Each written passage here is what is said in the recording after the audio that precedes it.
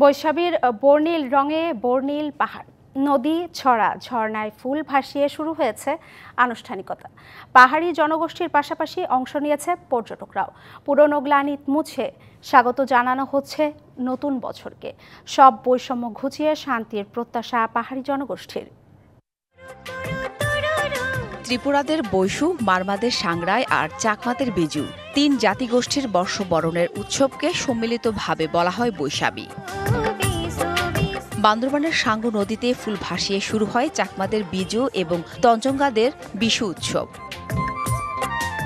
ঐতিহ্যবাহী পোশাক পরে নদীর তীরে আসেন লোকজন। নানান জাতের ফুল দিয়ে সাজানো কলাপাতায় গঙ্গাদেবের উদ্দেশ্যে ভাসিয়ে দেন ফুল। পরিবার, বন্ধু বান্ধবের সাথে সাঙ্গু নদীতে আসছি ফুল ভাসাইতে। এই দিনের মতো আর আমাদের দিন হয় না মনে হয়, ওইটা আমি মনে করি আর কি। উৎসবের রং লেগেছে রাঙামাটিতেও।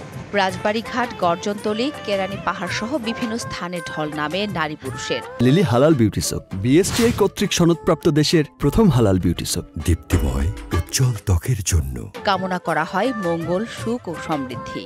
এই দিনে আমরা সবাই মিলে ফুল বাসাই এবং কি তথাগত সম্মুখ সম্বুদের কাছে আমরা প্রার্থনা করি জগতের যাতে সকল বিশ্বের সকল প্রাণী সুখী হয়, এই কামনাই। পুরানো বছরকে বিদায় দেওয়ার জন্য আর নতুন বছরকে বরণ করার জন্য উঠে আসে পাহাড়ি জনগোষ্ঠীর নিজস্ব অধিকার নিয়ে সকলে মিলে দেশ গড়ার প্রত্যয়। বিজু মানে হলো আনন্দ, উচ্ছ্বাস।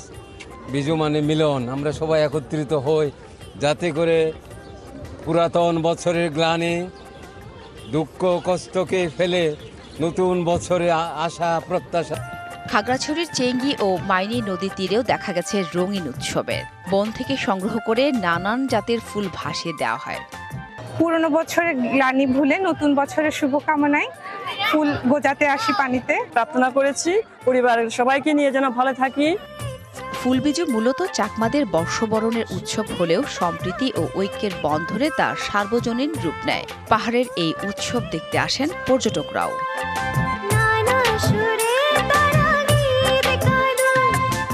জান্নাত সাথী, ডিবিসি নিউজ ডেস্ক।